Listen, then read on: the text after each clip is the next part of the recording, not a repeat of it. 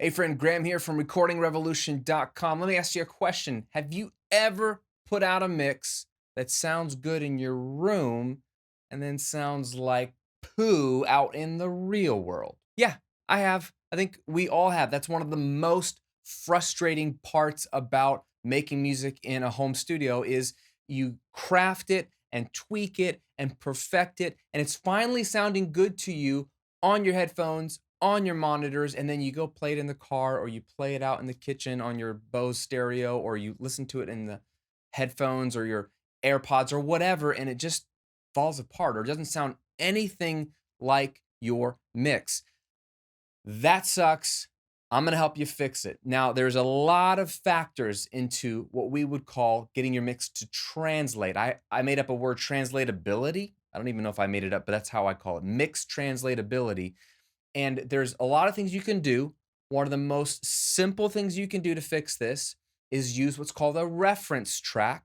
I'm going to explain what that is in a second, but there's 4 steps to leveraging that reference track to ensuring that your mix translates out into the real world. Now, here's the problem underneath this problem of your mix not sounding good elsewhere. Your room's lying to you. Your room, your speakers, whatever you're hearing where you're mixing is just one representation of the mix. And it's not the accurate one in the sense that no one in the world is going to listen to your mix right where you're sitting. So it doesn't matter what it sounds like to you in that room as much as it matters what does it sound like on most other speakers. So what do we do about that? Because that's a frustrating reality. Well, we don't want to mix blind, first of all. Mixing blind is what most of us do. We just throw up our mix and we work on it. We mix. We need to mix and then compare our mix to a professional mix, aka something that you got out of the Apple iTunes store, if that's even a thing anymore, something you listen to on Spotify or a CD you have or whatever. Something that's professionally recorded, mixed, mastered, and released and signed off by a million other people on a record label. That's the standard. So, for example, if you're working on a heavy rock song with a lot of just distorted guitars and really fat, aggressive drums, for your song, you probably want to find an artist that sounds similar and has a similar instrumentation, at least for that one song, and pull that into your session. That's going to be your reference track. Now, that's the cornerstone of what we're going to do. But what do you do with a reference track? How do you harness it other than just depressing yourself? Because that's exactly what's going to happen. The moment you pull in that professional mix and then compare it to your mix, you're going to get super depressed because your mix can't even compare with a professional. So let the depression wash over you. It's a reality we all face. Take a deep breath and then follow these 4 steps. Step number 0, actually, I'm going to sneak in a step before step 1, 2, and 3, and 4, is level match your reference to your mix. So the reference track, the professional you pull in, is probably going to be a lot louder than your mix because it's been mastered. And if you're mixing the way I teach you, you're going to mix at conservative level. So your mix is going to be quieter. And we naturally think what sounds louder is better and more exciting. That's not a fair comparison. So real simple. I literally drag my reference tracks into my DAW as an audio track, and then I just pull the fader volume down, usually about 10 dB, but I listen. I pull it down, I mute it, go to my mix, solo the reference, and I just earball it as me and my buddy Joe Gilder call it earballing. It's like eyeballing, earballing. I don't know, it doesn't make any sense, but you know what I'm saying. I don't measure it. I'm not using meters. Meters don't matter. What matters here in this case is, does the relative volume feel the same? You'll know. So once it feels the same, you have a more fair level playing field. Now we can follow the 4 steps. Step number 1 is to listen to your reference track and pay attention to only one thing, and that is the low end. Okay? Listen for whether it's a real bass guitar or bass synth or whatever, listen to the low end. How loud is it? How round is it? Is it really deep? Is it muddy? Does it feel like it's around the 50 hertz area, or does it feel like closer to the 80, 90 hertz? Where's the center of the low end? And even if you don't know what that means, just solo the reference, listen to the low end, try to ignore everything else that's going on and go, okay, let me pay attention for this moment to just what the low end sounds like. Okay, get a snapshot in your mind and then flip over to your mix. What's the difference? So if you're listening to the low end of the reference and it sounds really full, real nice, and you flip over to yours and the low end disappears, what did we just learn? We just learned that you do not have enough low end in your mix. So that could either mean simply turning up the bass guitar, it could mean an EQ tweak on the bass guitar, it could be the kick drum. It could be a combination of the low end instrument, the bass or the synth, and the kick drum. So it's probably going to be a level thing, and then it might be an EQ thing. And if it's really not enough on those two elements, it might be some multiband compression on the mix bus just for the low end if you want to get crazy, but you don't even have to do that. Just go back and forth and test the low end and get your low end to be more in line, not an exact copy, but more in line with what you hear on the reference. And again, the beauty of the reference is it tells you what great low end should sound like on your speakers in your room, even if both are crappy. So you don't have to have the most perfect room or the most perfect speakers. You just need to get your mix to better match what a professional mix sounds like on your setup. So step one is to analyze the low end and compare. Step two, if you could have guessed it, is to analyze the top end, the upper frequencies, the high frequency band. So now we listen to our reference and we try to ignore the low end, try to ignore everything. But what does the top end sound like? Is it really a rounded off, sort of warm, sort of gritty, lo-fi top end? That might be cool. Like, for example, when I listen to like Colony House, I love those records. I love that band. And it sounds exciting, but when I listened closely to the reference, I realized they've rolled off a lot of top end, especially on his vocal. But it's really apparent that it's not a bright, airy record, but neither of the two records. It's more a warm, vintagey sound. So if that's the reference that I'm shooting for, that should inform my mix, right? At least get me closer to that ballpark. Or maybe it's more like a modern pop track where it's super crispy, beautiful air top end. So there's a lot of 10K, 12K, maybe 15K. I don't even know if I can hear 15K, but you feel a lot of that air. Compare that reference and then flip over to your mix. Does your mix all of a sudden get dull in comparison? Then that tells you there's not enough top end. Or the opposite could be true. You might like the top end of the reference and you flip to your mix and your mix is super crispy and bright compared to that one. Even though you like your mix's top end, it's too much compared to the reference. That might tell you that there's something in your room that's making you want to increase the top end more than you should. And so that means you should probably take down the top end. It could be simple EQ in the master fader. It could be turning down some of the like pads and synths. It could be taking off some of the air on the vocal. You decide what you gotta do, but now you know what to do with the top and to get a little bit closer to the reference. Step 3 is to analyze the kick and snare. So we go back to the reference track. We've thought about top end and low end, but now I wanna pay attention to the kick and the snare because the kick and the snare, I don't really care what the genre is. I can't think of a genre where it doesn't really matter unless it's orchestral. Um, or jazz maybe, but kick and snare are the drivers of most modern music, rock, pop, hip hop, country. It's what drives music. We're very rhythmic centric. We love the beat.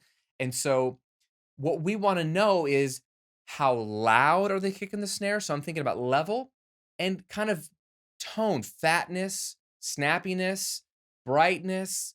But I start with level because I personally love to mix drums like really loud. I just love drums. I wish I were a drummer because drummers are cooler than anybody on the earth. And so I just, in my insecurity, just mix drums loud and pretend I'm a drummer in my mixing chair. So I have a tendency to mix them too loud. So I need to listen to the reference to get a feel for what does the kick and the snare level feel like. I get a feel, and then I flip over to mine and go, "Whoa, Graham, you pulled a Graham. You turned the kick and the snare level way up. I'll tuck them down a little bit." Or the opposite might be true. I get a lot of mix critiques for students where I listen to their drums, I listen to the mix. The mix sounds great, but I don't feel the kick and I don't feel the snare. They're just kind of there. And so if they had listened to a reference, they would know that their kick and their snare are lacking. And so flipping back and forth allows you to easily, quickly adjust the fader minimum on the kick and the snare. And then if you feel like your snare is not as snappy as a snare on the reference, maybe it's a compression thing. Maybe you need sort of a slow attack compression to let some of those transients come through. Or if the snare is not as fat as the one in the reference, maybe you need a slower, or excuse me, faster attack compressor to sort of get the transients down and then use that makeup gain to bring up the tail of the snare so it sounds fatter or whatever the case may be. At least you can get it closer to the kick and the snare level of the reference. And fourth and final step to get your mix to translate is to analyze the vocal. The vocal is arguably the most important part of every piece of music, assuming it has vocals. So you listen to the reference. We've already addressed the low end, we've addressed the top end, we've addressed the kick and the snare. But now the sort of piece de la resistance is, where is that vocal sitting? So, so important.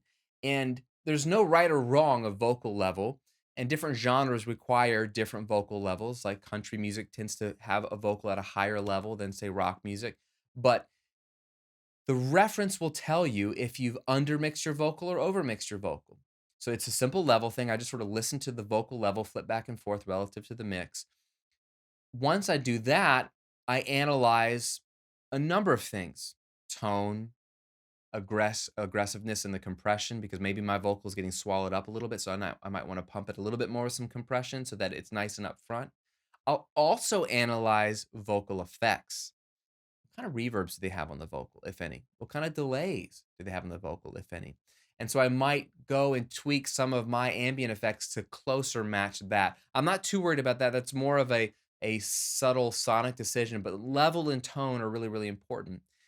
And all of this is the same as what we've done from the low end to the top end to the kick and the snare. You're just doing it with the vocal. Now, why does this work? Well, the average listener listens to a song and they only really notice four things. Other than if the song is dumb, they don't like the song, they'll move on. But assuming the song has some energy, they're going to notice, does it feel full? Like, and they don't know what that means, but that's that low end level. If it's too much and too overbearing, it'll swallow up the mix. If it's not there, it'll sound small compared to modern music that usually has a real punchy low end. The top end, they don't know what that is, but that's the excitement.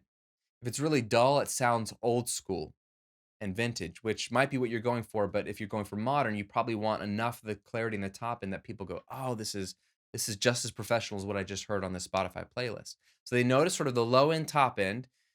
They notice the drums because the beat is what drives so much modern music. So they notice if they can feel the kick and the snare. And then, of course, most importantly, they notice the vocal.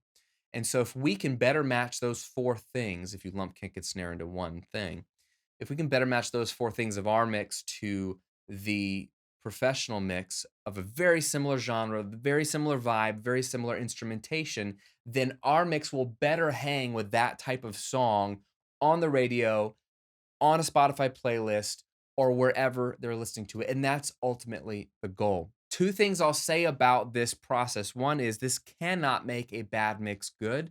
You need to get good at mixing to get a good mix. So this is a icing on the cake, final translatability process to make sure that your good mix is better or good enough to hang outside of your studio. So you got to have a good mix first, then you bring in this process to ensure that your good mix will actually sound good everywhere you go. Because if you've adjusted the level and tone of everything to sound great in your room, it may be a good mix, but only in that room. But you may not be that far away from a great mix everywhere else if you can just zero in on those four areas. And the second thing I will say is you got to pick a good reference track. And what is a good reference track? It's one that's really, really similar to the one you're working on. It's not about who the artist is, as long as it's a professional song that has almost the same vibe, same instrumentation, same genre. And then this just takes practice. It just takes practice to get used to hearing a professional mix, level matching it, and going back and forth to your mix, and just viewing it as another tool in your toolkit, not as a thing to depress you, but a thing to make you better. I would rather know that my mix sounds like crap now than know that it sounds like crap when it's being played, on the radio. If I'm lucky enough to get on the radio and everyone's like, well, this doesn't sound good. You know what I'm saying? I would rather know that now. And a reference track gives you that answer now. And then this 4-point process, this 4-step process tells you what to do with a reference track. So let me ask you a question. Do you use reference tracks yourself? If so, leave a comment below and say, yes, Graham, I use reference tracks. And then if you do, will you share your sort of process for how you compare your mix to the reference? Do you do something similar to my 4 steps? Do you have a 5th step? Do you do something different? Let me know what your process looks like for referencing a professional mix and making sure your mix gets that final coat of polish. And if you like the video, click like and subscribe to the channel. It means a ton. Hope you have a great day. Make some great music, and I'll see you on another video real soon.